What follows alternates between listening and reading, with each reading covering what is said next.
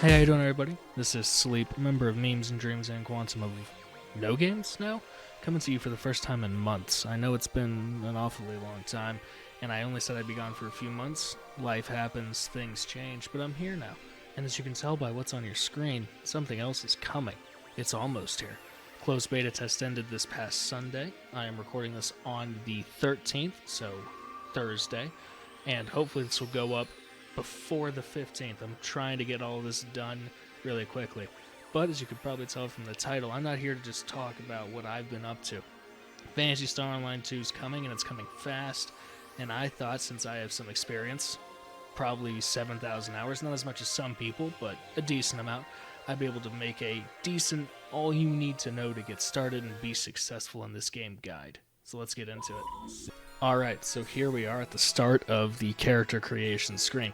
This actually has a lot of bearing on what's going to happen for you in your time playing. Well, I shouldn't say a lot, it has some. So, as you can see, we have a few different combinations here. You have humans, which are you and me. You have Newmans, not the character from Seinfeld, but elves, basically. Pointy ears and very good with the magic in this game. You have casts, which are robots. And then you have the Doomans, which are, the best way I can describe them is corrupted humans or evolved humans. They were like us, and then their photons, lore-wise, changed, and they sprouted horns. They are also heterochromatic, so they have different colored eyes, if you wish. And each of these races has something special about them. Humans are generally good at everything. They don't excel at anything. Your base stats, yes, base stats, are pretty level. Newmans are much better at technical or magical abilities and attacks than other classes. They have the highest technical attack in the game. The Newman female does, more than the male. Weird. Then we go to casts. Casts have the highest striking physical attack in the game. That is the male cast. The female cast is tied for the strongest ranged attack in the game. Who are they tied with? Not the Dooman male. The Dooman male is tied with the, I believe, male Newman in terms of tech attack. The Dooman female, however, is tied with both the female cast and the male cast in both of their attacking stats. The female Dooman can have the highest range attack in the game or the highest striking attack in the game. This comes at a cost. Doomans have the lowest defense values in the game. You will take more damage easier, or you'll take more damage faster, and you will die easier. So, let's say you're going to play like me. I prefer range. You either have female cast or female Dooman. Does not really matter if you're going to go all around or maybe switch up. Don't know which class you quite want to play yet. We're going to get to classes in a second. Humans are always a great choice. Okay, here we are at the select a class screen. As you can see, I chose a human male for this. Now, only 6 classes are listed here. This is inaccurate. There are a total of 12 classes in the game. There are 9 base classes and then 3 advanced or successor classes. The 9 base classes are Hunter, Ranger, Force, Braver, Bouncer, Summoner, Gunner, Fighter, and Techer. These Gunner, Fighter, and Techer. Gunner is formerly the advanced class of Ranger. Techer is formerly the advanced class of Force, and Fighter is the used to be advanced class of Hunter. So Hunters use melee weapons. They use swords, partisans, wired lances. Basically, up close and personal, you're going to be a bruiser. You're going to take some damage, you're going to deal a lot of damage. Rangers are just what they sound like. You're going to be dealing damage from range. You use a assault rifle, or just regular rifle, and a rocket launcher. You are primarily focused on providing support with an ability that we'll get into when we talk about class skill trees. Forces are effectively mages. They are the more offensive of the 2 magic-focused classes. Techer is much more support-focused. We'll talk about that in a minute. but forces are primarily magic users. They have two types of weapons: the rod, as you can see him holding here, and a talus, which is essentially a magic card that you will throw and do some fun things with. We'll talk about when we start talking about more mechanics. Summoners, they are effectively pet masters, beast masters. You will have a pet, as you can see standing next to him, and a wand like a conductor, and you will interact and fight effectively with that pet. There are multiple types of pets. Each pet has different strengths and weaknesses. It's a very unique playstyle. Bouncers, you are a combination of melee and technique. They either use jet boots or they use dual blades. They used to be the only class that could double jump with the jet boots. That then came to all classes, thankfully. But bouncers have a kind of fun play style, we'll talk about when we get to their skill trees, where you cast a technique of a certain element, and your boots, if you are using them, then get kind of enhanced with that element. Bravers are the quintessential class, probably the easiest class to overall use, in my opinion. They use katanas and bows. They have a lot of leeway, a lot of very easy bonuses. You're going to be up close mostly. Katanas do an insane amount of damage. Bows give you a decent range, but very, very powerful techniques. Since the other classes are not here, I will talk about them briefly. You have Gunner, Fighter, and Techer, as I mentioned before. Gunner changes out the rocket launchers that Rangers use for twin machine guns, and they are much more up close and personal fighting style. They do a lot of damage. They're really fun to play. They have a great invincibility frame. Just a blast. Fighters have a few different weapons from their hunter counterparts. They use twin daggers instead of wired lances. They use double sabers instead of swords, and they use knuckles instead of partisans. Each of those has a different bonus. Very, very aggressive. You will be primarily focused on either attacking an enemy from the front or the back with that class. Techer, as I mentioned, is the primary support class. You have a lot of buffs to your supporting abilities, like Resta, a healing spell, Anti, a status removing spell, Shifta, which is an attack buffing spell for all of your allies, Deband, which buffs defense and can potentially give a higher maximum health threshold, and you even have an ability to resurrect for free with a field called Reverser. Techers are a blast, very powerful, but seldom seen in this day and age, or at least whenever I was running around earlier.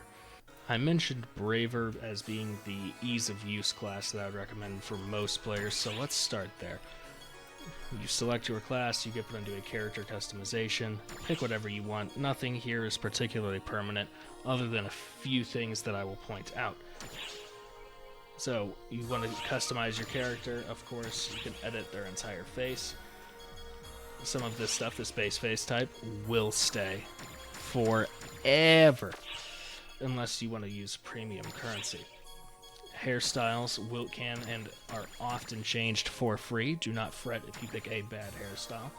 Let's go with the buzz cut. Hair color is, however, a premium feature to get redone.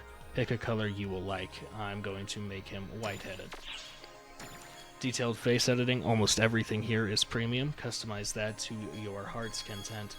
The expression test, just give you an idea of how he will react to certain things in cutscenes. You can also do motion tests to see how some emotes play out. Standing pose, all of that good stuff. This is going to put him in a demo area. As you can see, show him how he'll look at some areas in the game. And that's about it for the face edit. You go to body edit, very similar things here. The height and body shape are permanent unless you want to use premium currency to replace those. Skin tone is also permanent. Body paint is not. Detailed body edit, almost all of that is permanent unless you use premium currency. Motion test, much the same. Fashion, almost none of this is permanent. Accessories, you can put these on, and then if you go down to the edit accessories, you can change the positions. So you can sync them down, you can pull them up, all that fun stuff, and a bunch of accessories can be acquired through playing the game or purchasing them off of the marketplace, which we'll talk about in a bit. That is about it for that fashion. Voice selection, also not permanent. You can adjust this for free at the beauty salon. Creation data, if you were to create something on a demo, this was primarily used for whenever the demo for this game was out in 2011 almost, 2012. You could load it in, you could go ahead and have created your character. We are done. Then you'll enter a name. Your name does not have to be unique in Phantasy Star Online 2. Instead, you are given a unique player ID that categorizes your entire account. The name of each individual character does not have to be unique. So I'm going to name this one Paul. As you can see, it will just let me go. But that's about it for the character creation. Once you do that, you will be put into a very basic tutorial. I'll see you on the other side of that. Alright, while we're still on that subject of character creation, this is the area in the ship that you would go to do any of those free or premium changes. This is the beauty salon. The area that you will most likely be dumped off into is something that looks like this. This is called the gate area. The gate area has links to the other areas. This goes to the shop area. Going down that tunnel will take you to the casino area. And going off to on the sides to these entries are the blocked select areas. So, if you are looking to get grouped up for a advanced or urgent quest, you would go to these.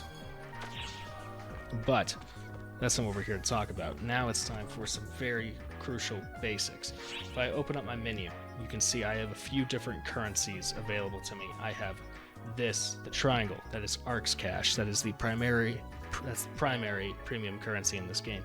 That's what you will use to buy those makeup, remodels, premium membership, and other premium stuff that can be found if you look at the bottom menu here in the AC shop. Next to it is this Star Gem. I believe it is called Star Gem currency. This has a few uses. It's the freemium almost currency that you can get from playing the game a lot, some certain rewards from doing missions. You wearing costumes, oddly enough, that have not already been claimed can get you some free SG. Those are used in a litany of ways, but that is the freemium currency. Fun points are a currency that you'll get very familiar with if you're a free-to-play player. This is how we cheese most of the premium mechanics. With fun points, you can come over to any of these terminals. Go to a fun terminal, you can engage in these scratches for fun points. These will oftentimes give you tickets and very non-premium consumables, a few of which are very notable. You can get, you can get My Room passes, which will give you the premium My Room for 3 days. You can also get My Shop passes, which will allow you to use the player shop function to list your own items, which is normally premium only. Now that we're done with currencies, let's talk about the basic interface. So this is an interface that can be accessed by just pressing escape. This is your items. This is your basic inventory. These are all items, weapons, armor pieces, costumes, consumables, technique discs, room goods, quest items, and miscellaneous. Going down, customize. This is where you will do a few things. One, you can equip certain photon arts here if you don't wish to do it in the equip weapons menu. You can also look at all of your currently learned photon arts for basically every weapon, every type. That's melee, this is ranged, tech, this is pet, and more pet. Armor-wise in here, this is also where you can just change what costume you're wearing, look at your units, and that's about it. Sub-palettes, there's an easier way to do this, but a sub-palette is basically your quick bar be assigned to your number keys. Very important. Oop. Weapon camos will change the appearance of a gun you equip them to. So if I come out here and I switch over to my twin machine guns, which you cannot really see. Let me change my outfit real quick. See my twin machine guns there, the dual bird. If I go to customize, I go down to weapon camo, I hit set, I come out, they are now a different weapon. Not really, just the appearance of such. Weapon position, Those are just where my quick bars are. Then we come down to what is probably the second most important stat feature in this game aside from gear and weapons, that being your mag. This is my mag, and as you can see from the levels here, whatever levels these are basically flat 1-point stat bonuses. So ideally, you would pick an attacking stat that you want to focus on, be it range, striking, or technique, and you want to get that mag to level 200, that is the cap in that. That'll give you an extra 200, it is perfect. Down here, you have the auto actions, which are what mags will do automatically to help you. They can either, this one, my mag, will either shoot an exploding fire bullet, or it will slap them. And then we have trigger actions, which happen sporadically. Sometimes whenever you get hurt, a boss shows up, an emergency code starts, other things. These are actions that your mag will just randomly do. It is recommended that you set all of them, if you can, with mag devices to be an HP restore or healing. The other ones just aren't as good as being full health, and a lot of perks benefit from you being at full health. As you can see, come down here to use devices. If you had a mag device, this is where you would go. Mag devices can change the photon blast. This, the Kiddos Proi up here, that is something that your mag will charge over time. Usually it is charged by you either getting hit, doing damage, or killing mobs in general. It will slowly fill up as well. It is a ability that you must put on your on your sub palette to use. You can then activate it. Whenever you are activating it, you will be invincible for a brief time before unleashing whatever that photon blast may be. There's a link in the description going over photon blasts in a more elaborate manner. Looking else at what the mag has, you can unequip them. Of course, you can get multiple mags if you buy them for premium currency. Every player will get one. Take very good care of that mag. It is extremely important. You can then use an appearance pass to change how it looks, trigger action priorities. That's about it. Then we have pets. If you are a summoner, this is where all your pets will be in the pet inventory. You will feed them, nurture them, take care of them, feed them special candies, grow their stats, and all that good stuff. I don't play summoner. I hardly know the first thing about summoner. Sorry, not my forte. Okay, then collect files. These are extremely important. You can see the last time I actually was playing this game actively. So collect files are ways to guarantee weapon drops. So a weapon's rarity is measured in the stars, 3, 6, 9, 12, 13. Generally speaking, I don't know what the game is going to launch with. I heard it's supposed to be all content. That means collect files will be around. The best way to view collect files is gear that is good, not great. So I have this done, and this is a flat 12% power buff. This is a weapon potential. It is outlined in yellow. Those abilities are super important. We're about to go over what else is on these. It's crucial for development in a game sense. Here is the equip weapons screen. This is where you will equip whatever weapons you have. I am a gunner, so I use twin machine guns and assault rifles. Here's also where you will equip photon arts. So some weapons, photon arts interact differently. For a rifle, they will not shuffle automatically. So you will have to use your action key, which is normally bound to shift, to switch between the palettes. You can equip 3 photon arts to a weapon. In some specific cases, you cannot equip photon arts at all. Most of the time, you can. Alright, what else is there to go over with weapons? Photon arts equipped. Some weapons, like twin machine guns, their photon arts that are in that spot next to your primary attack will change based on where you are in your attack chain. Every weapon has a basic 3 attack chain. 1, 2, 3. And whenever you go through those, that icon will change. You can activate those photon arts at different times. Armor pieces are equipped in the armor screen. They each give different abilities. This is also where you will change your costumes. So the game is, of course, an Asian MMO. There are a ton of outfits. Build your perfect waifu. I don't care. There are a lot of options. I always prefer to be classy. But some people are really skimpy. You'll see them in bunny suits all over the place. This is also where you will equip skill rings. These are insanely important. Skill rings are building blocks of how you want to play the class late game.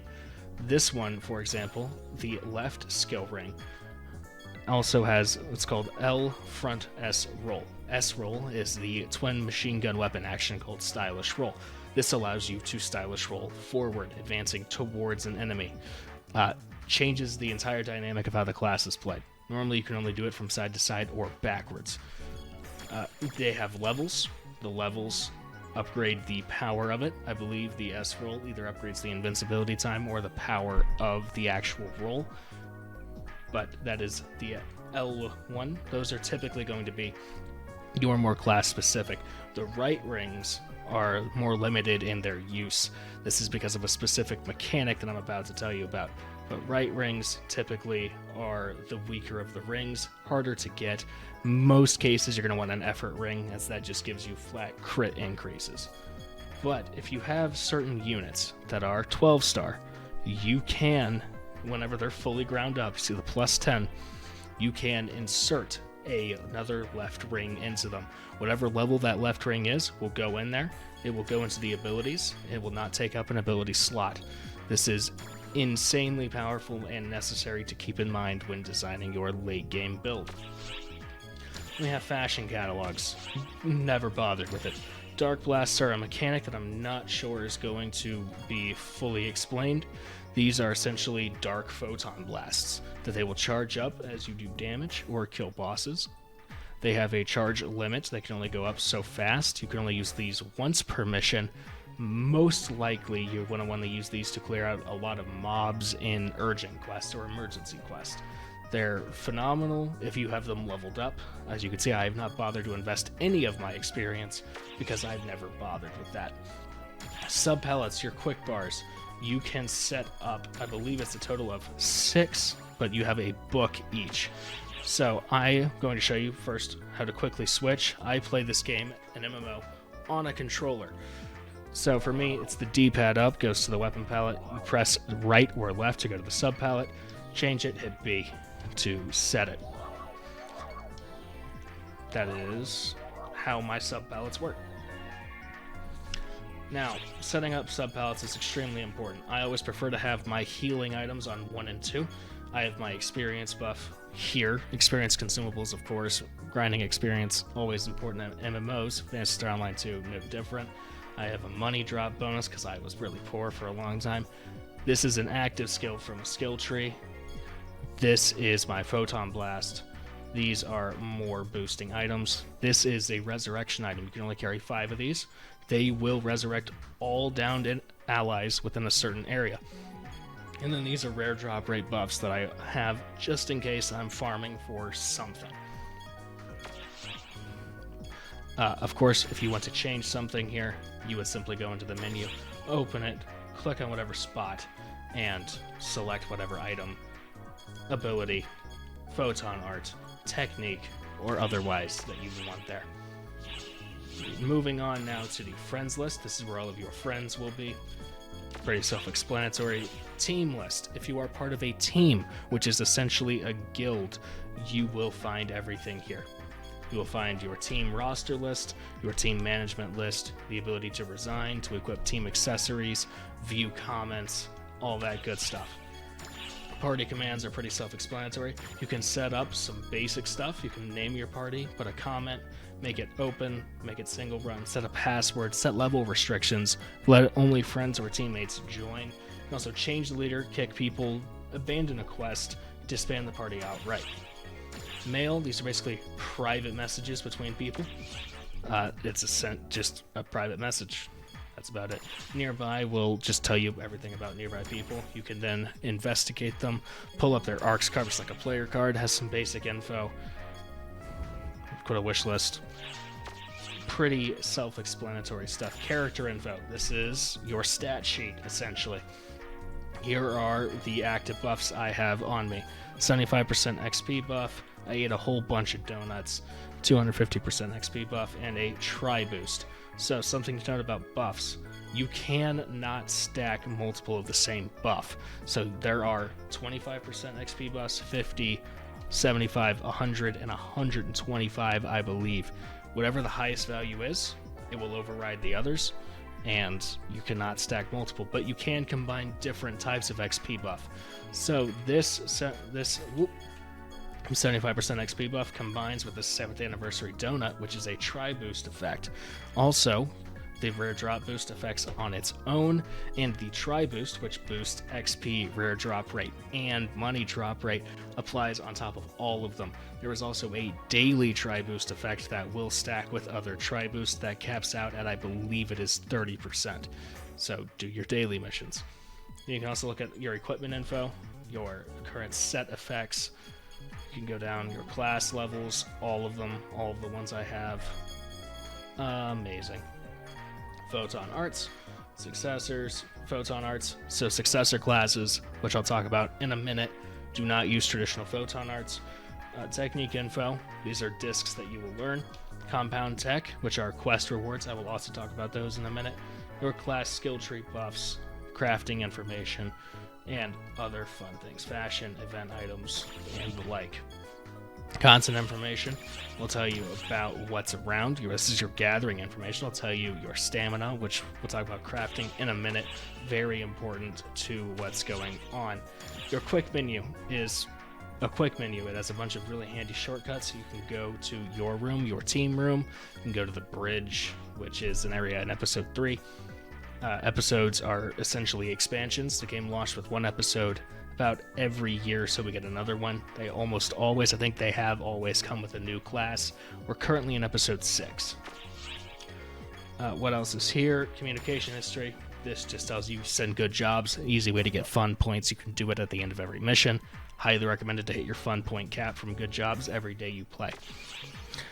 Your title. You can look at titles. These are achievements. They also give rewards whenever you hit whatever requirement they have. Some of these are actually required to progress. To unlock the successor classes, for example, you need a title, which titles are account-wide, where you hit level 75 on 2 different main classes on the same character. You do that and you get a title. Successor classes are unlocked. But titles are all there. Here's the mission tab, Arcs missions. These are your dailies, weeklies, and quest. Main missions are basically main quest items. When you would open this up, look at your objectives. Whenever you finish them, claim the reward. Boom. Get it done. Daily missions. These change every day. Log in, look at them. Some of them give XP. Some of them give tickets. So this gives a silver ticket, which is for limited or featured quests. Oftentimes, they are very good for XP, money, and resources. This one gives a tri-boost. These are grinders. This is a photon sphere, I believe. Looks like a crystal, I know. And that is an X cube. Very, very good end-game resource to have. Weeklies. These change every Tuesday as the server goes down for maintenance. I don't know what the actual English schedule will be, but these are ones that you want to get done every week. Most of these have a very heavy money reward. 605,000 Meseta, 405,000. Use the X-Cube shop, gives you I believe that's a half doll. Earn money from client orders gives you another 1 million. Complete 15 daily missions gives you a gold ticket. Very nice. You want to complete your weeklies every week. They are almost always worth it. Now you have your main quests, which are, well, I shouldn't say main quests. These are your primary grinding methods and unlock tools called client orders. They work essentially as quests in every other game. You play the Old Republic, they're quests. You play WoW, they're quests. Here, they're called client orders. When you are free to play, you can only hold 20. If you are premium, you can hold up to 40. They will be tracked here. You could read their objectives, read their rewards, and there's actually a very, very good way to do this. I will talk about when we get to actual missions and questing later. Again, events. This tells you if there's a bingo card active. Then there's quest link boosts, which are not open. The Grand Prix, which is where each server competes against each other, and other fun things. Quest information. This is where if you're on a quest, you can go and find out more information about that specific quest, or even just straight up abandon it. Then we have symbol arts, which are basically graphic mini arts that you can display. So you can see I have none saved, but if we look at history, I haven't been on in so long. You can copy and repaste other people's designs. There's actually folders and a tool that you can find. I'll put that in the link down below where you can design your own symbol art. Chat settings, you can set shortcut words. There's actually a quest given by Gene to go over this. Auto words are things that your character will just say when something happens. I always blame other people whenever I fail. Quantum taught me well. Victory poses. This is at the end of a raid encounter or a boss fight emergency quest. When you clear it, all of the characters will pose. You can pick your character's pose here and their expression. And you have options. You have basic settings, which fairly basic. There are a couple of things that you should want to do. You should enable this auto material. You should enable the rare drop rate. You might want to actually put that to 10 star or higher, honestly. And there is the auto pickup meseta, which is meseta's gold basic currency. I don't know if I mentioned that, I might have forgotten. Meseta is the regular currency, gold essentially, credits. Very important for player shops, upgrading fees, all that good stuff. You want to always have auto pickup there. You can look at these other stuff, auto pickup materials, auto pickup units. That's up to you. Control settings, you can rebind, I believe, almost everything. Sound settings, of course, and video settings are all available here. It's a decent settings menu. Log window, that's just the chat. Chat I'll get to in a second. You go to information, login stamp. So whenever you log in for the first time, this will pop up. If you are premium, you get 2 stamps a day. If you are not, you get 1 stamp a day. And these rewards are all listed. So Halfdoll, that's a XP ticket, and other items. It'll tell you what you get each day you log in. And of course, confirm rewards for logging in, just to make sure you understand exactly what you're getting. Then we have the shops, the AC, which is Arcs Cash, the premium currency. You go to over here, this is the premium set for, they sell it, of course, 30, 60, and 90-day bundles. You can buy scratch tickets. You can buy 150% XP bonuses, which are not obtainable in any other way, I don't believe. 400% rare drop rate, also not obtainable. Scape dolls, which are, if you die, you could just resurrect yourself. Some people don't know why I love those. Cosmo atomizers are basically an amped up star atomizer, which is an area heal item. Client order expansions, they also sell premium features for premium currency without having to buy the premium set. So you can expand your client orders, you can expand your storage, which I'll show you in a 1 second. There are a couple of unique things about that. So there's a bunch of different storage. My shop, my room passes are here as well. Mag claim ticket, this gives you an extra mag. Probably one of the only things I'd almost recommend buying here. Mag reset devices will reset your mag level to 0. Say you want to respec your mag. Don't know why you would do this instead of just buying another mag, but you could. Pickaxe, master, these are crafting utilities, fishing rod as well. Liliparium is something you'll use to reset your crafting cooldown. We'll talk about that when we get to crafting. Item expansion, these are probably what I would most recommend you look at. It's an MMO. It's an Asian MMO. Your inventory space is very limited. You will start out with 50 spaces max. You can expand up to 150. It's going to be kind of costly. It is permanent for that character. I believe it is permanent for that character. I don't think these are account-wide. Whatever character you're going to play, I highly recommend this. Sometimes they sell these in sets. We can get, I believe it is 5 for decently cheap. It's still going to cost a pretty penny. Probably the most worth it thing. This is the basic character storage as well. So you can buy those to send to your inventory. You can also just buy them to send them to your storage. These are your purchase history and charge AC, buy money. Star Gem shop. These are basically, it's basically like a normal shop, just to use that Star Gem currency. Scratch drawings. This is where you get to the fun from your inventory. You can do this everywhere that's not a quest area, I believe. Recycle shop is where you will take 10-star items or whatever that fits these parameters and exchange them for things.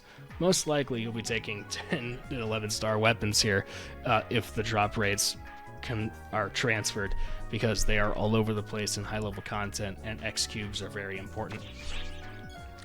Then, of course, there's the log out button, and that does it for the majority of the menus in the game. Oop, I didn't realize that was going to pop up. Alright, now we're going to talk about some of the shops that are around here. These are weapon shops where you can buy very basic types of weapons. Most of these times, you're just going to come up here to sell to vendors. These used to actually give you more money than the on-ships vendor. They changed that recently. This is the item lab. So, you will come here to grind up items. There are two types of items, old type and new type. I bet you could have never guessed that. New type is ground up a little bit differently. You feed other items to new type weapons to grind them. I do not have any on this character right now. To show you what that looks like, you would also use an item called a lambda grinder to do so.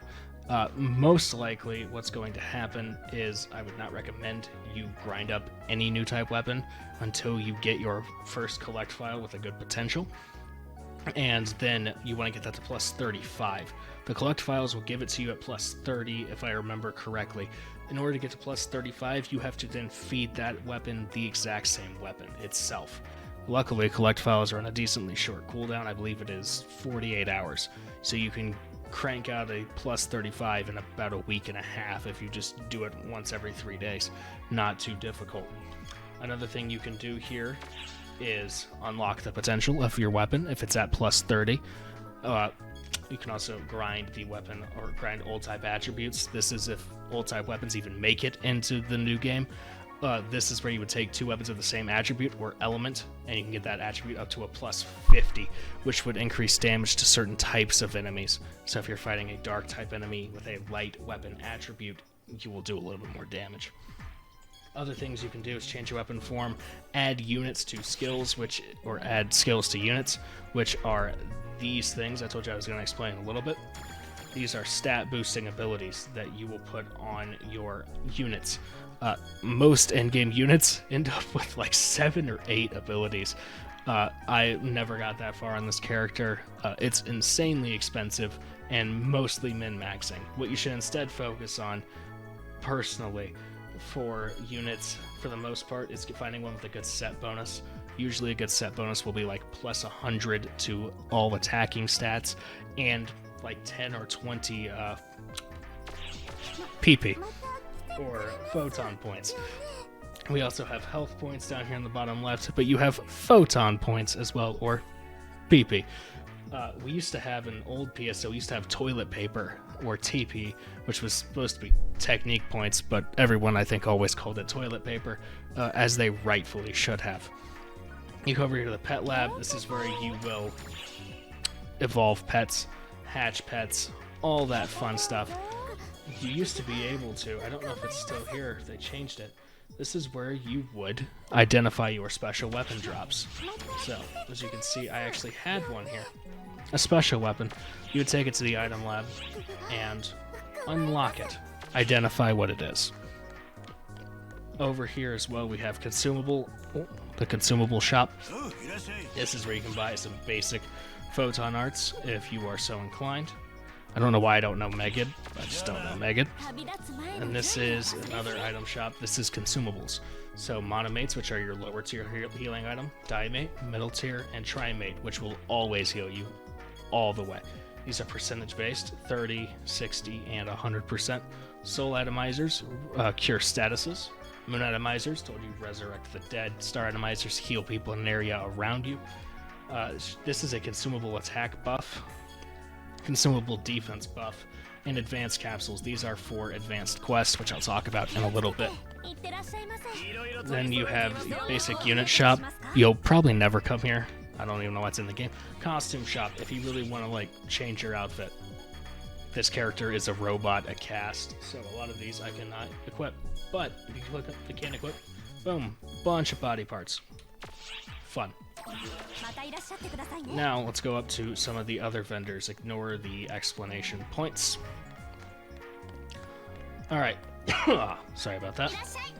These are metal exchanges, so if you have a bunch of metals from doing quest, come up here, exchange them. These are proxine shops, so a lot of the raid bosses from each of the episodes, we always get a new one with each episode. We'll drop specific stones. You'll come in up here to exchange them. These weapons used to be really good. I don't think they are anymore. Challenge mile. If you do challenge mode, you'll rack up challenge miles, which you will redeem here for rewards. Battle coin is, I believe, the PvP mode. X Cube shops. This is something that I've always loved. You can come here and exchange X cubes for fun tickets to get 1,000 fun tickets. As you can see, I have 86 X cubes on this character right now. What I highly recommend you do, if things stay the same, if you're in need of a quick injection of cash, exchanging to grinders is always an option. You then just sell the grinders because they sell for, I think it's like 600 a pop. But I would almost always recommend getting the fun 1,000 tickets. If you are hunting rare items, of course, rare drop rate bonus is there. These are specialty units with just, I believe, some basic stat boosting abilities on them. They used to be really relevant. These are mag devices that you would feed to your mag to get them to get certain abilities. PB devices change the photon blast of your mag. And this is, I believe, just a mag device that you would feed to convert them to something. I actually don't know. I believe this would no, this converts their melee attack and their ranged attack and stuff. Ability success rate, these are also very important. Remember I said you can add abilities to armor pieces before. You can also add these to make sure that the rate goes up. The more abilities you have, or if you're trying to add ability slots to armor, the success rate goes down. These are insanely important in winning the favor of RNGesus later. I would highly recommend holding on to these. There is also an event called a Fix Week, which is where you move abilities. That has, I believe it's a 15 or 20% buff game-wide on all ability affixtions, where you're moving abilities about. Wait for that. Grab a bunch of these if you have. Save them up. You get them oftentimes as campaign rewards. And just wait for that to make your endgame gear. Attribute Enhance, which is exactly what it sounds like. It enhances the weapon attribute or element. These are fragments for crafting, I believe. So whatever your crafting techniques, which I'll talk about in a moment, those are important. Lambda grinders, of course. Sorry about that. Lambda grinders are what I talked about using new type weapons to grind for.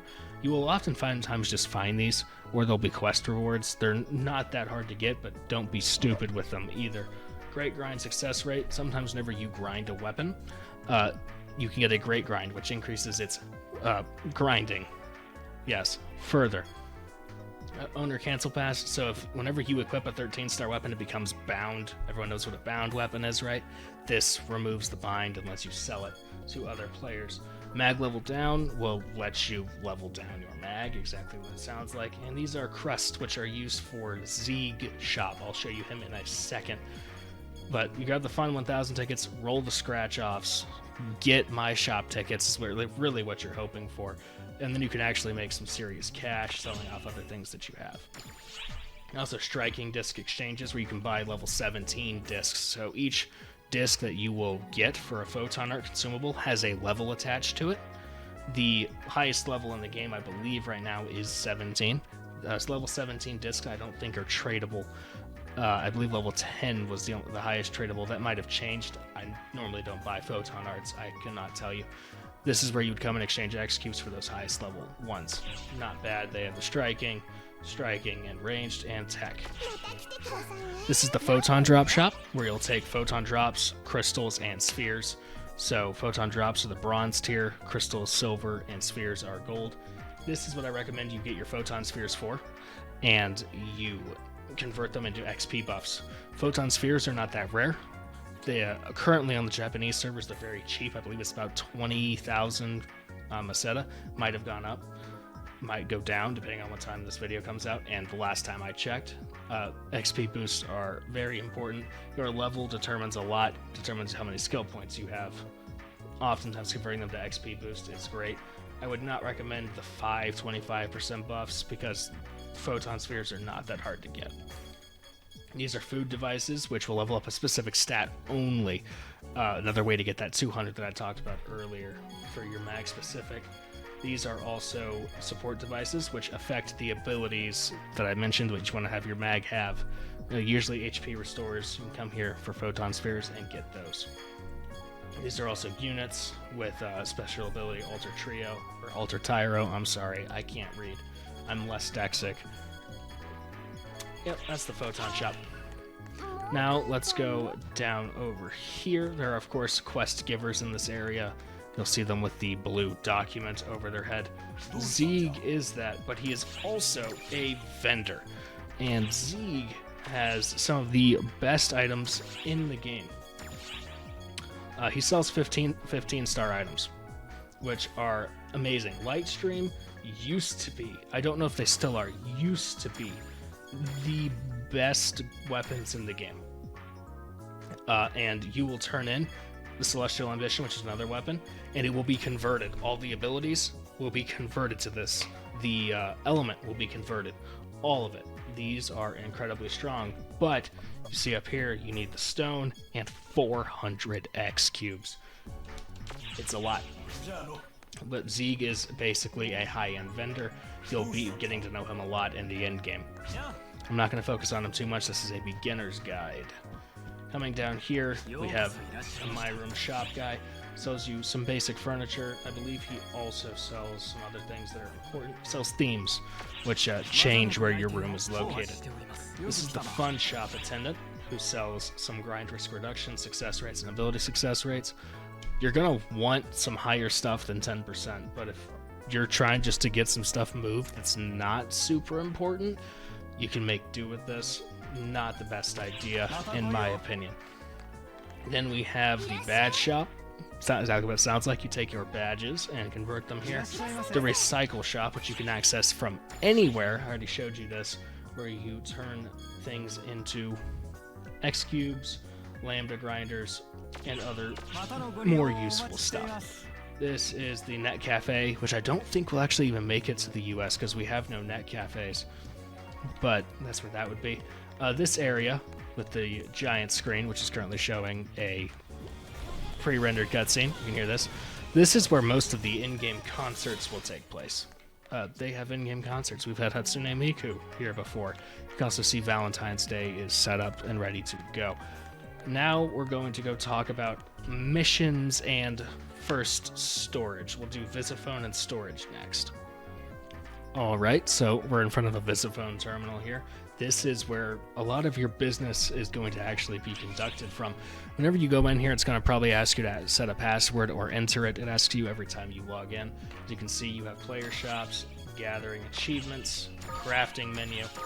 You can search for crafters to actually have recipes put up or receive them. Very, very important thing. Again, crafting, almost every player will do it or will request a player to do it. That's kind of just become one of those things. You can also set up your friend partner. So a friend partner card, which I will show more when we go into actual missions, is a card that you will let other people call on when they're doing a quest.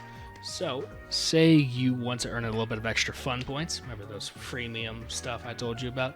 You want to do this, and you want to let anyone, you want to click allow players other than friends to use. It'll become a public card.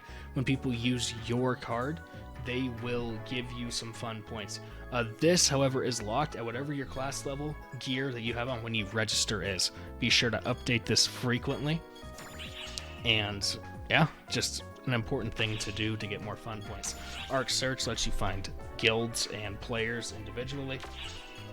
Library lets you look at basically every type of weapon in the game. The collectible library, these are harvesting stuff. I'll talk about those when we talk about crafting in a moment. Play record, these are your play records, so you can see on this character how many enemies I've killed, how many quests I've done, how many times I got an NS rank, how many times I've died on this character. 110, not bad. Total playtime on this character in particular is 67 hours. I've earned 152 titles, and I've only done 94,000 damage as my highest hit, because I've never actually, I think, finished a 100 chain trigger. Probably should be higher than that. Quest record, these are the last ones I did. Wow. These are the last couple drops, recent bosses, recent rare enemies. There are rare enemies, we'll talk about those in a moment as well. Rankings, these are player rankings for, I believe, time attacks. Not too terribly important. Item codes, if you had bought something with a code, of course, you'd enter it here. You found it on promotion. Maybe they'll do some stuff through Twitter. I don't know. Campaign receipt rewards. These are things given out for participating in events they have going on, clearing them. There's currently, I think, an event going on for Valentine's Day, for example. After the event ends, you will then get one of these. Inside is a whole bunch of rewards. You can see 150% try boost, a weapon camo, an mag evolution device, a 1 million XP boost ticket, a gold ticket, and 300% try boosts. Go ahead and claim those. That kind of thing. Teams currently looking for members, so guilds can put out recruitment messages, essentially, and you can find them this way and apply, find their members, whisper them, all that good stuff. I forgot to talk about chat. We're going to talk about chat real quick. Chat is usually accessed by pressing enter. I know I'm kind of covering it, but it's right there. You can view and sort by what you want to see. If you want to see everything, only nearby, party chat, whisper, team chat, group chat, which I don't even know if that still works. It used to whenever we had to use the telepipe proxy. Character messages and system messages only. That's how chat works. It's pretty self-explanatory. There are some other things in here, of course. I wish you could see these.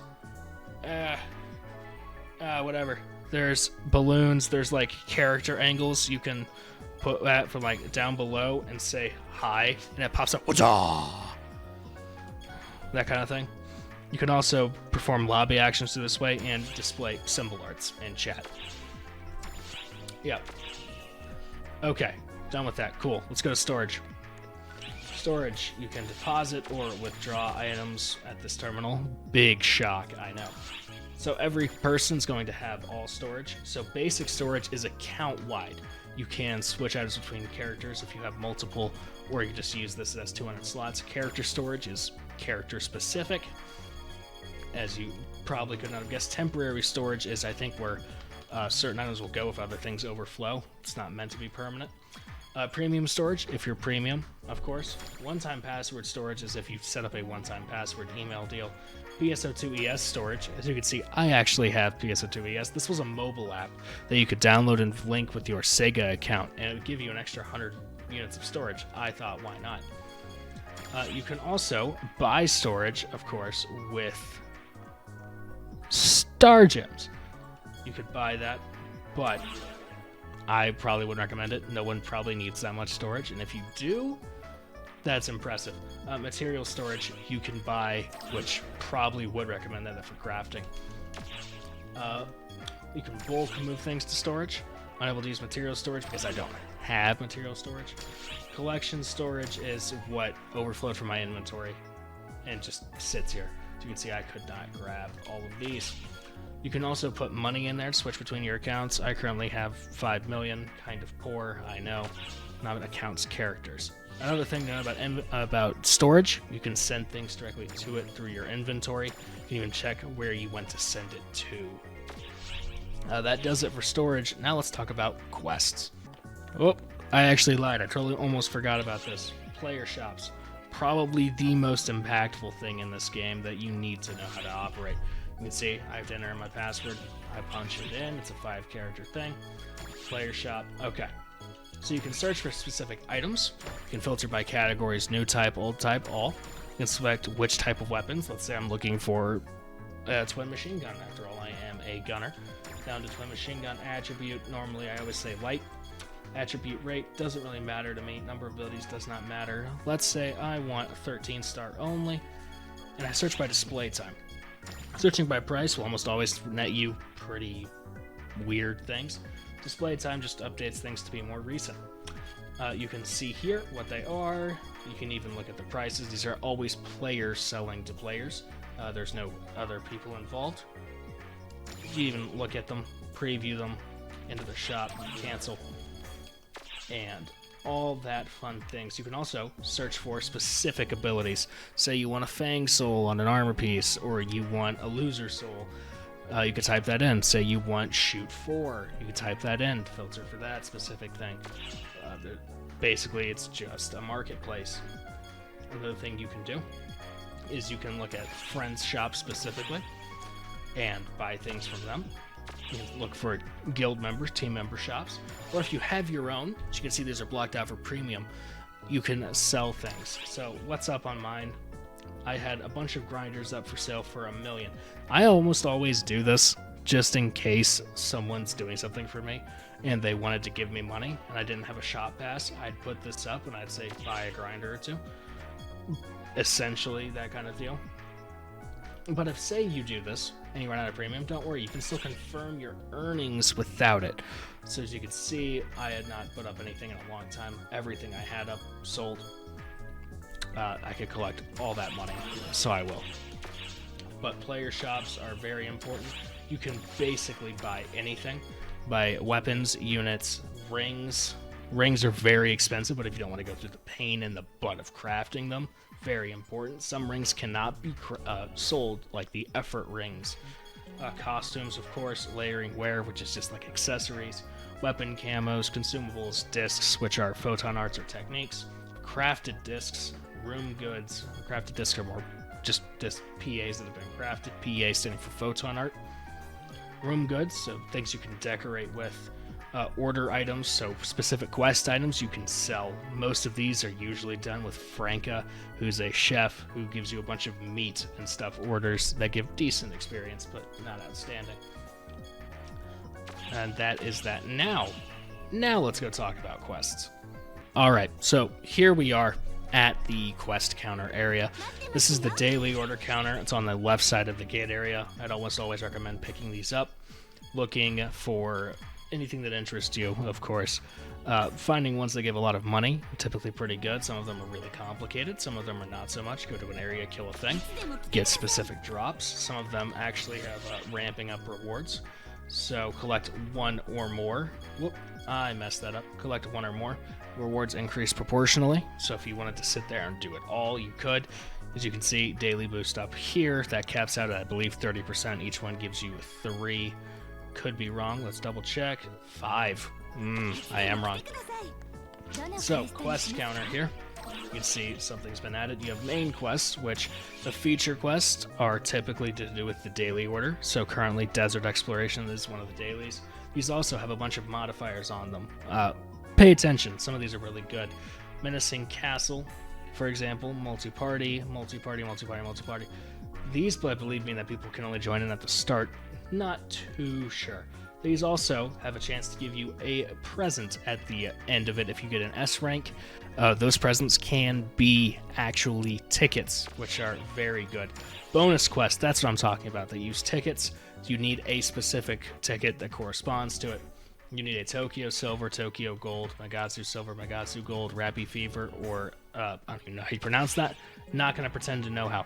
Tickets, very importantly. I do need to point this out. If I could find one in here. I doubt it because mine all expired. They have expiration dates on them. Right here. These expire. You must use them before they expire or they're just wasted. So always pay attention, kind of know what your ticket dates are. Very, very important. Story quests have to do with, of course, specific stories. So episode Oracle has to do with the Oracle. I'm not going to spoil much of that. Earth and Photoner, again, much of that is story related, and I think some of you want to experience that for yourself. Subquests, Arcs quests, these used to all be mandatory, and then they changed how they did progression. These all got moved here. These are some specific subdue quests, some exploration, some defense. A lot of these have different spawn rates for different enemies, of course. So you can look at quest records. See how I got to that? I go in, super hard, quest record, and you can look at the enemy spawn rate. Very important for doing some specific killing quests. Say you need to grind a bunch of drops or just get a bunch of kills, very important. Another thing to note is where exactly the location is. So Nibirius for here, Amdusha for here, Lilipa for here, more Nibirius, Lilipa, Amdusha, Nibirius, Amdusha, Vopal or Wopal, I guess they changed that. There should also be Harkonnen, yep, and Earth. So then we also have Buster Quest, which are seasonal. There's none up right now. Time Attack Quest, these used to be for Time Attack client orders given by a man named Clotho, and they were the best way to make money for a long time until they introduced the Arcs missions. And then Clotho went bankrupt and his stuff stopped giving as much money. These are still decent for getting specific bosses if you need to get to them very quickly. For example, Nibirius 2. This one, very good. An emergency quest is going on right now. That'll start in 15 minutes. They usually give you 15-minute warning. What even is this? Oh, okay, cool. Endless quest. They're exactly what you think they are. These are quests that can give you very, very special items. I wonder if I can actually pull this up for the special ability. No, item record perhaps. These are drops. Yeah.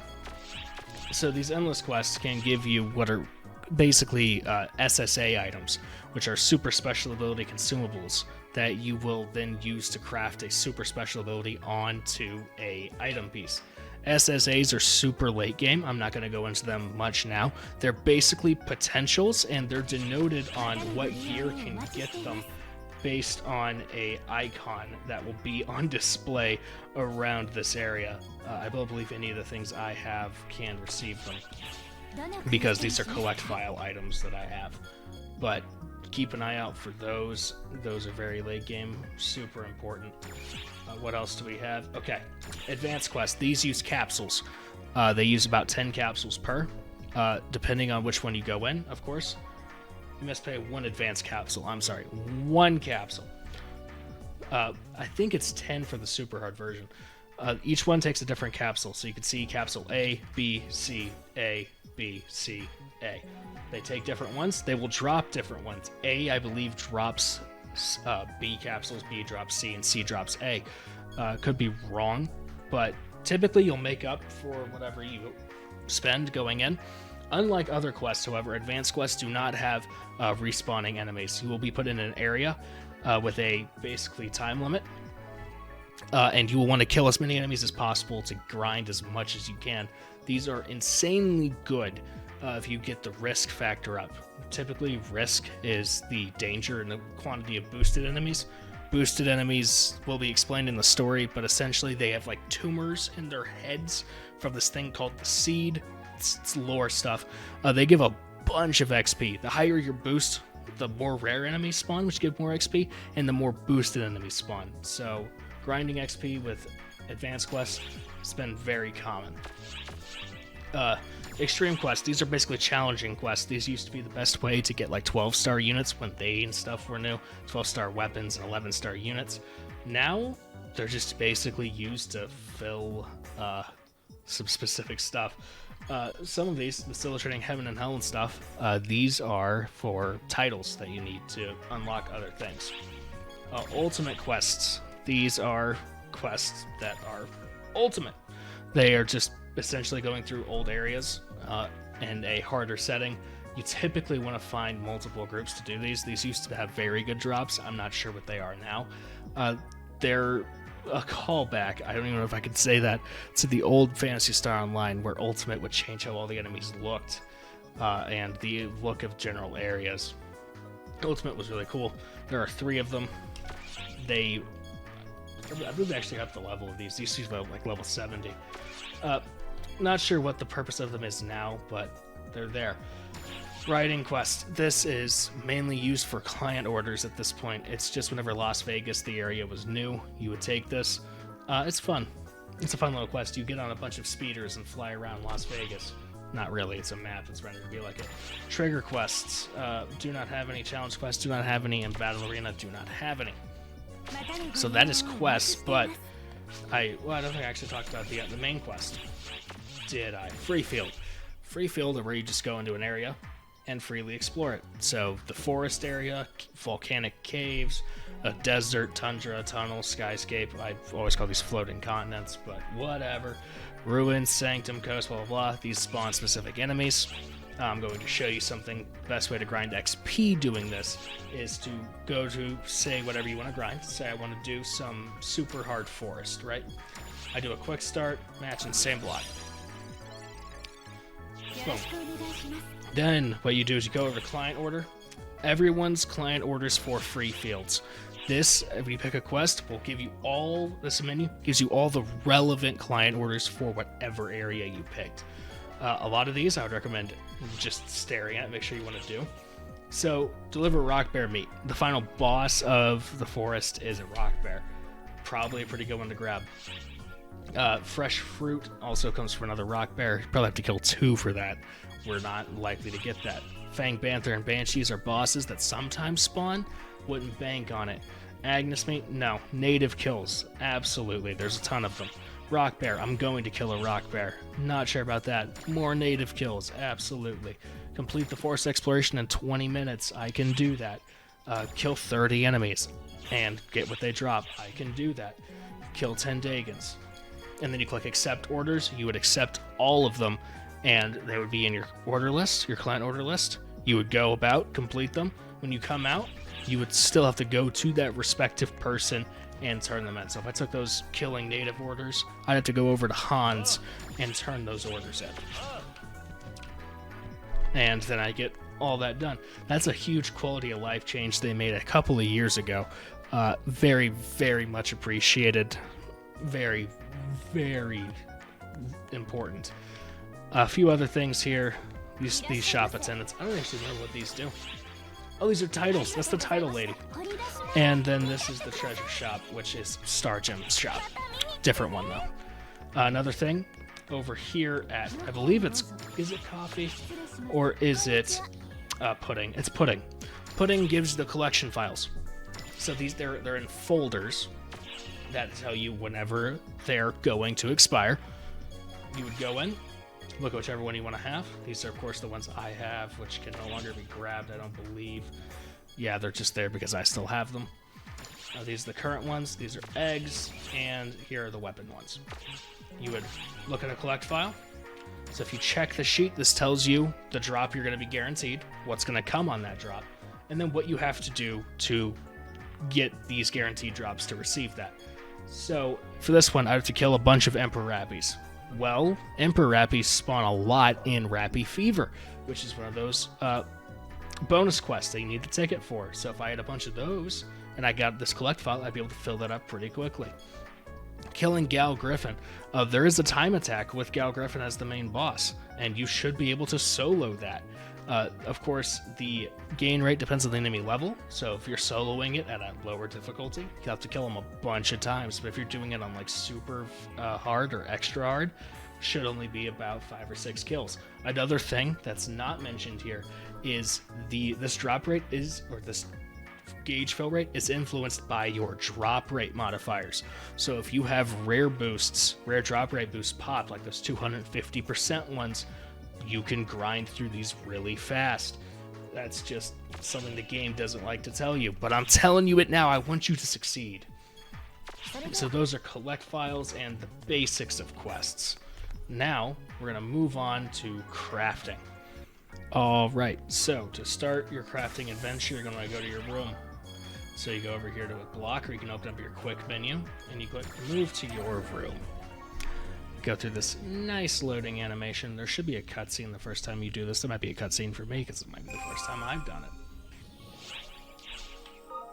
Yep, tells you some stuff. This wall terminal is where you're going to live. This is the crafting terminal.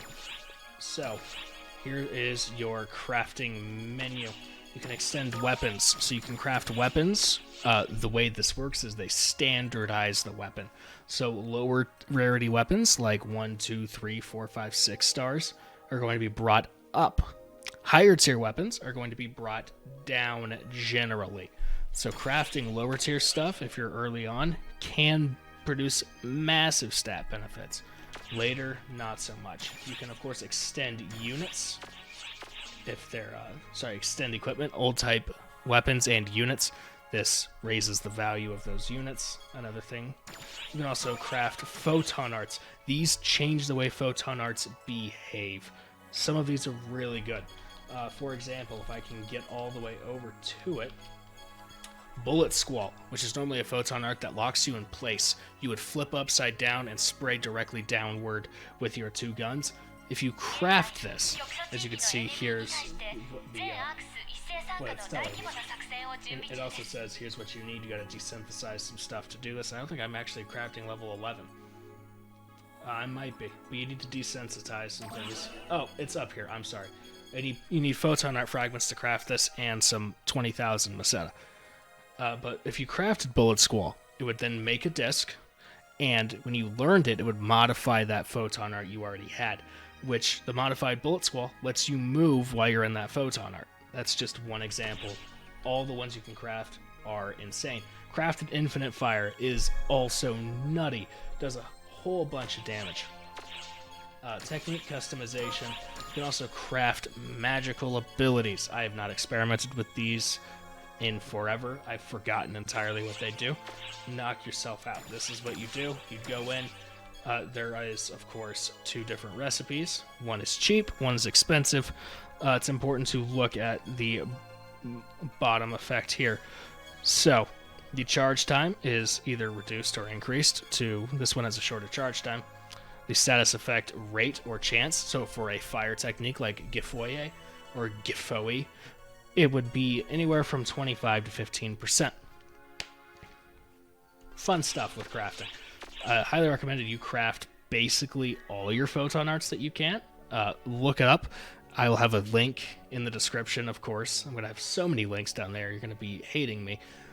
Look up there what each of the craftings do and find the best recipe. Of course, if your crafting level is low like me, or you just don't want to have the time to do it or invest in it, you need some specific levels to do certain recipes. You can use that Visophone, like I mentioned before, with the crafting menu there, and commission essentially someone else to do it for you. You would submit money to do it. You would submit a 5% fee, so they would get paid. You would also submit the materials that they would be crafting, the item and the materials needed to craft it. You'd pick the recipe. They would just go in, do it. It gets sent back to you. Depending on the person it goes to, whoever does it first, could take a while, could be really quick. Just depends. Item desynthesis. This is where you take stuff, technique discs, weapons, units, and break them down. This is where you get like your photon art technique, crafting components, your weapon synthesis stuff, all that important mumbo jumbo. Timed abilities are very, very cool. I have none of them here. There will be a link in the description, of course, explaining this. Timed abilities are abilities you put on gear that last for a certain amount of time. Some of them are rare drop bonuses, which are really good. Some of them are XP bonuses. Some of them are Meseta drop bonuses. Some of them I think are even like actual combat bonuses. Very cool stuff. Crafting, very important. Crafting units more now, as I think as important as crafting weapons used to be. But that's the gist of crafting. There are also, I don't have them to show, but there are specific decorations in your room you can get that serve different purposes. This is, of course, the standard room, right? Non-premium, very tiny support partner disc. There is 501. That is my little support partner. There's a whole client order thing about him. You'll learn all about support partners if they even make it into the Western release. I think they should. So there are a couple of other room decorations that you can put down. How you get to that room decoration thing, of course, I believe. Nope, not change layout. Install room goods. And you'd find out which one you wanted to go. And it moves like this on a grid system. You move it with WASD. Whenever you want to set it, you just click your accept button. Whatever that is, your interact button. And it's there. And you can also interact with it. And you can move it. Or you can just pick it up. It's awesome like that. What else is there to do in Event Chronicle, Locker Room? You can make it so no one else can come in. Say you're having a very emotional conversation. Might be important. But that is the gist, basically, of crafting. There are going to be some crafting recipes that are going to need very specific items. You can buy them off the Visophone, or you can harvest them yourself. I will show you the harvesting in a little bit. I think it's time for us to go over skill trees. Alright, now talking about skill trees and character building. So this is in the gate area, kind of towards the back end. You will have the class counter. There used to be the title counter attendant here. She got moved all the way up there. And you will have the team counter attendant. We'll talk about teams in a second. first thing I want to address here is you can change the class that you have equipped at almost any time. Come out of any quest and change whatever class you have. As you can see, the max level is highlighted over here, 95. It's gone up a lot since the last time I was here. You can change to anything you want. As you can see, here are the extra classes: Gunner, Techer, and Fighter. So this game works on a main class, subclass mechanic basis. You will pick a main class that you're going to play. That's the one that contributes the most to our primary stats. The subclass will contribute some. Subclasses will gain, I believe it is 10% of your experience up until a certain level. I forget what the actual cutoff is. It might even be 75. You'd see a subclass to next level down here. The exception to this, of course, being some skill trees. I will go over skill trees in builds in a different video. I'm going to go over the basics here.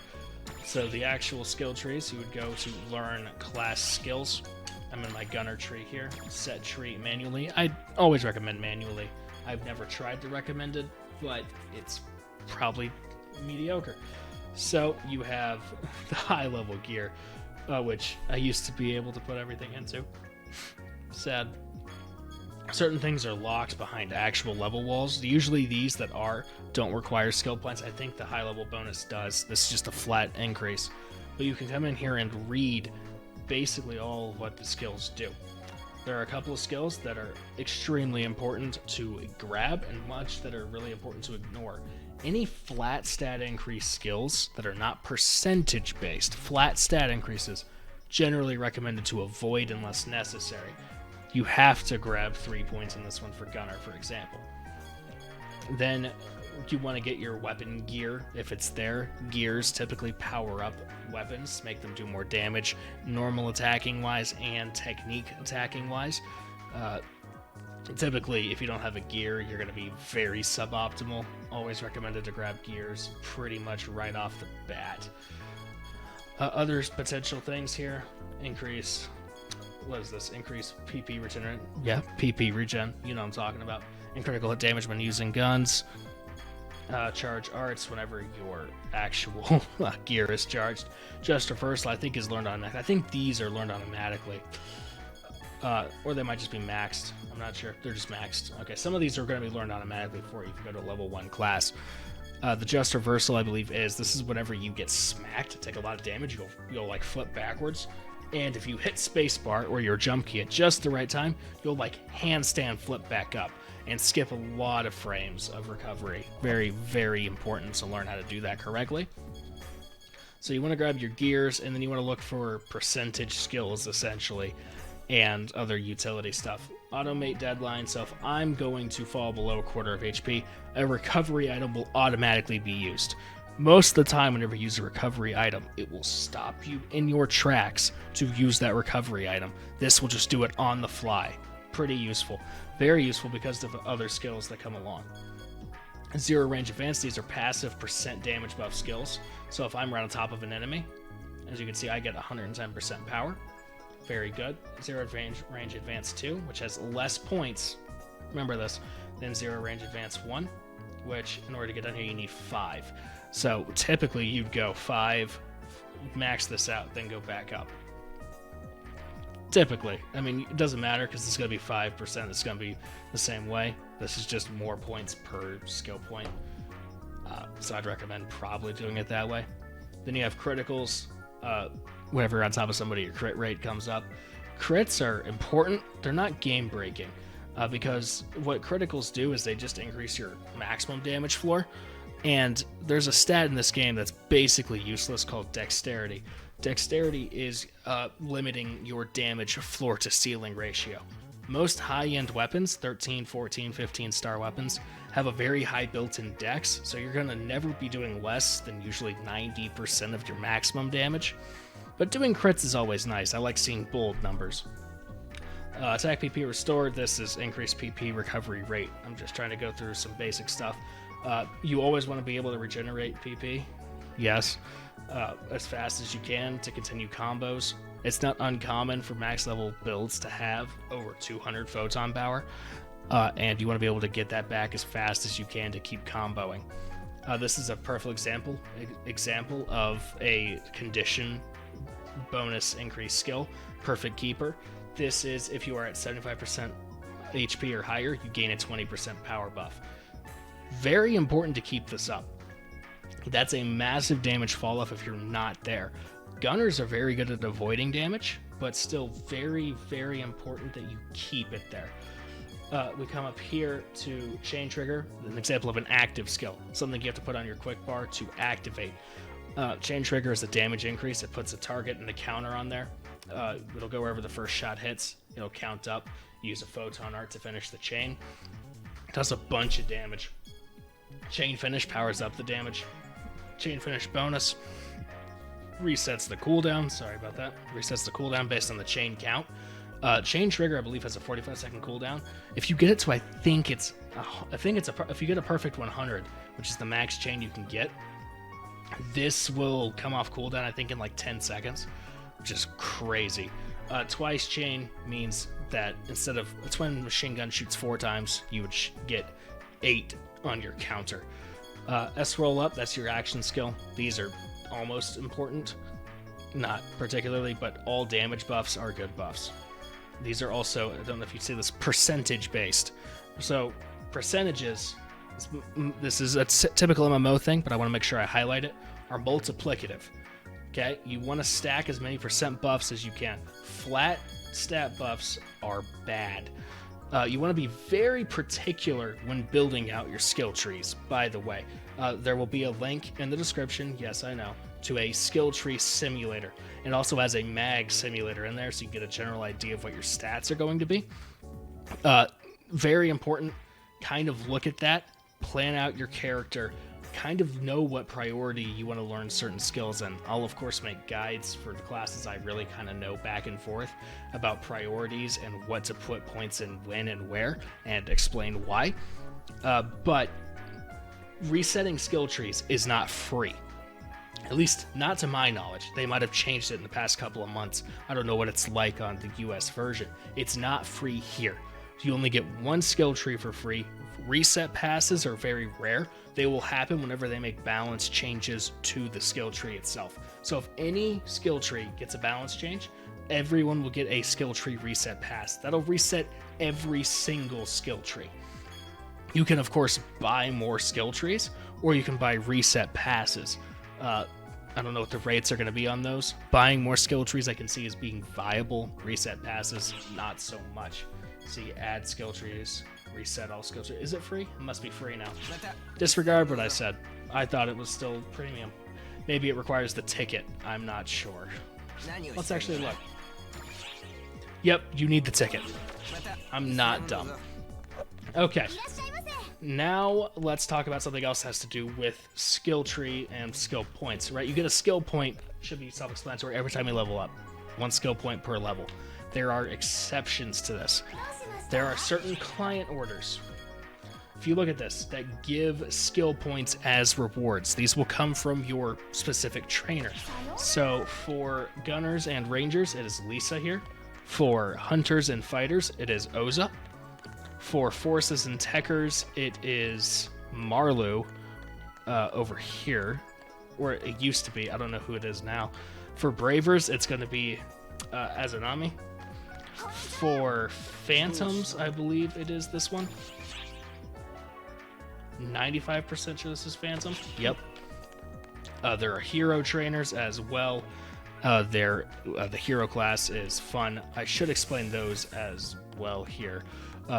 The advanced classes, or the successor classes, violate the rules, what I just told you. They cannot be equipped as, they cannot have a main class and as an advanced class and a subclass. So, something to note is that these advanced classes can be equipped as subclasses, but if you equip them as your main class, you cannot equip a subclass. Another thing to note about subclasses, their percent buffs do persist. So if I go to fighter, this is the reason why I play gunner fighter, right? Gunner fighter is very strong, not because of the gear skills, which honestly, if you're only going to use fighter as a secondary skill thing, secondary class, you don't need gears at all. If you're only never going to main it, you don't need gears at all. You don't even need critical strike, right? Main class only, read it big, bold, gold letters. Don't need it. So a lot of classes have stance skills. Stance skills give percent buffs based on certain deals. Brave stance here gives you a buff for attacking enemies from the front, and you can also see that percentage from behind. This is a stance that is passive.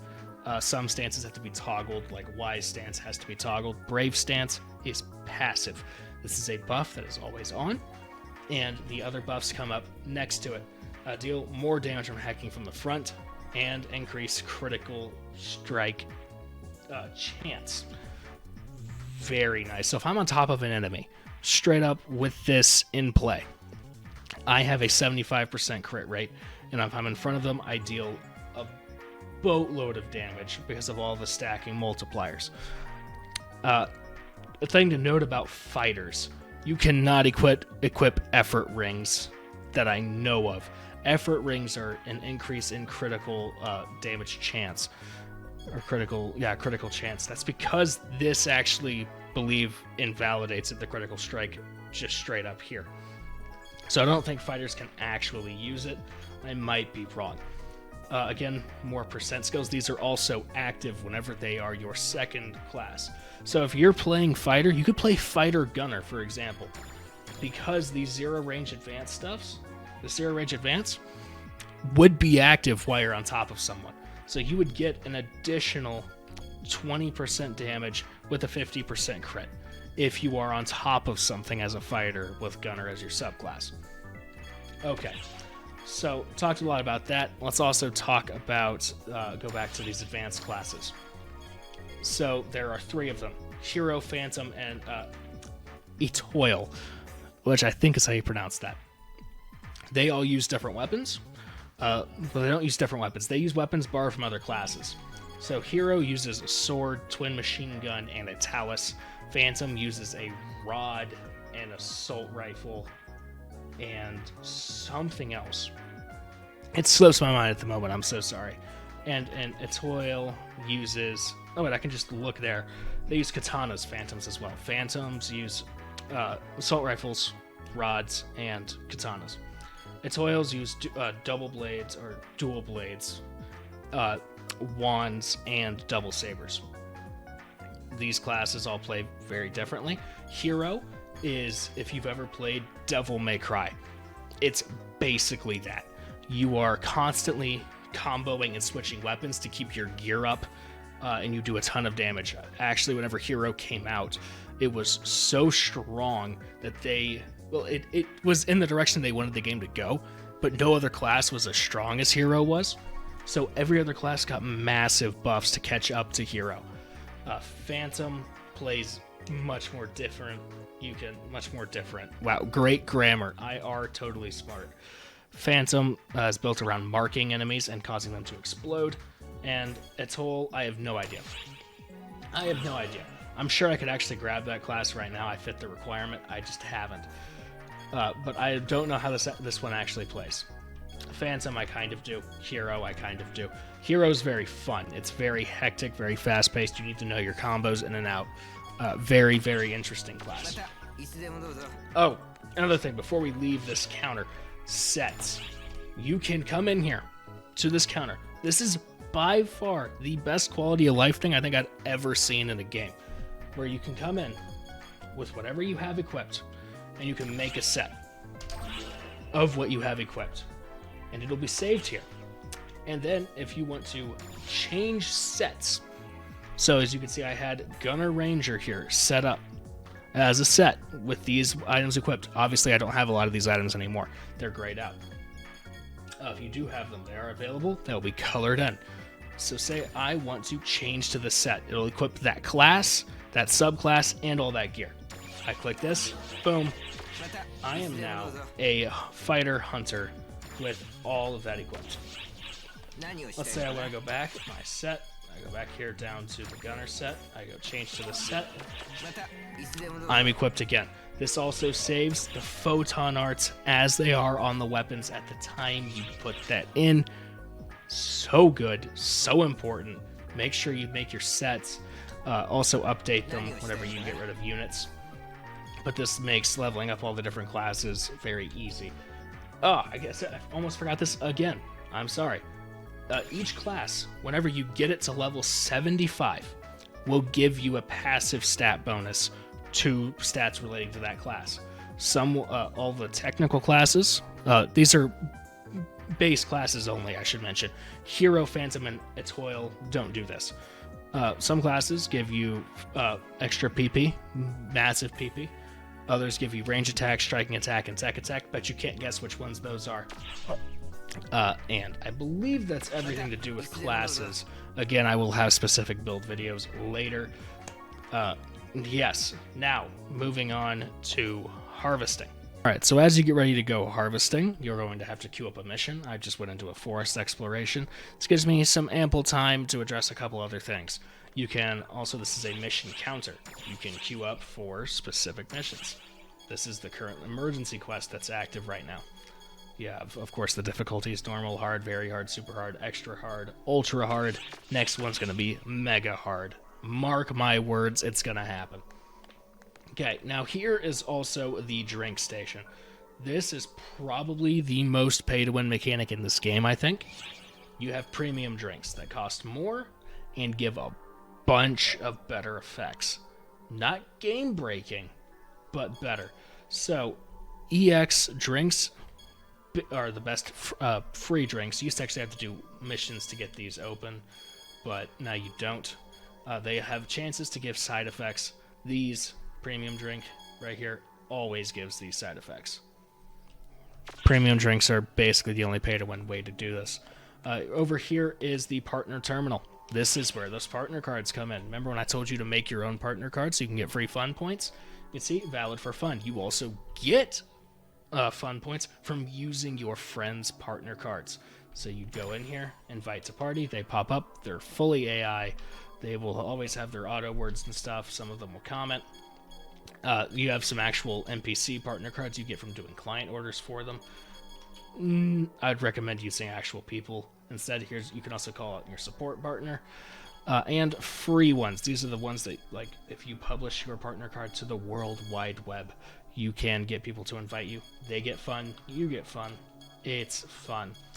So we'll invite these couple people. I almost always recommend having a techer in your party if you're doing any kind of content. 4 is, of course, the maximum party size for you. But if we go up here to quest participants, you can see have up to 12 players in any given lobby. These emergency quests or urgent quests, there's a deband cast. These will always usually fill up to 12 if you're in any kind of an active lobby for it. There's another deband. As you can see, maximum health jumped up quite a bit. Alright, and that's a resta. So, we're going to go harvest. I'm not going to go over much combat in this. I think combat's best learned by just doing. So whenever you're coming out to harvest things, you will look for stuff like this. This is a... Oh, hold on, let me kill this. Kill some enemies. Anything else? Nope. Alright. So you'd come over here to this fishing area, and you would want to harvest it. So you can have unlimited ones. These are your basic stuff. I get most things. You go fishing. Whenever the circle comes in, you harvest. Boom. Got it. This uses energy to harvest. There are also mining resources like this. You'd use a pickaxe to harvest here. You just kind of clank it and you harvest something. That's really all there is to harvesting. And some enemies, whenever you kill them, will drop meat. This can be taken to Franca and Franca's Cafe to do some cooking orders. Cooking items have a lot of beneficial effects. Some of them being XP boosts, attack boosts, other kinds of things. if you have a big enough inventory, it's almost always recommended you carry a bunch of food with you. I do not, but I wish I did. Food's very powerful in the real world and in game. So that's about it for harvesting. The last thing to go over, as you can see, that there was a actual crafting combo thing up there. The last thing to go over is the importance of... Let me actually abandon this quest real quick. I forgot how to do it. There we go. The importance of joining a team. The importance of having a team, at least. You still can get toilet paper. It is called team points in this game. So let's see if I can go to this person's team room, because I'm not in a team. Wow, did you see that? I got totally blue-balled. Can I go to this team room? Cool. I can go to this team room. When you go to a team room, you're going to notice some things. One, they can use toilet paper to change the settings. Most of the time, if you just start one up, you are going to be in just a ship. As you can see, the ship has landed here. The main benefit of being in a team is this thing right here, the photon tree. These have buffs, attack buffs. This is a 20% attack point increase. Massively important if you're actually trying to like clear a hard boss or quest. They have defense buffs. They have experience, Meseta, and rare drop buffs as well. So if you're trying to do collect files, rare drop buff. If you're just trying to grind, XP buff. If you're trying to kill a bunch of things very quickly, attack buff. Another thing is that the team counter here, if you were in a team, would be giving you team client orders, team quests. You fill those out to get team points that your team leader or manager can then use to either upgrade the tree, change where the ship is, or a multitude of other things. Teams also have access to team storage, which is restricted to a certain amount of rarity, I believe, and it's also premium only. But it is there. It is an option. That about covers everything that you need to know to get in and started with Phantasy Star Online 2. Again, a bunch of resources will be linked down below. Ark's Visophone is a great website. PSO-World is a great website. And Ark's Lair is also a great website. Stay tuned for more Phantasy Star Online 2 content. Subscribe if you are not already. Click the notification bell so you don't miss an upload. And I will catch you guys in the next one. Take care.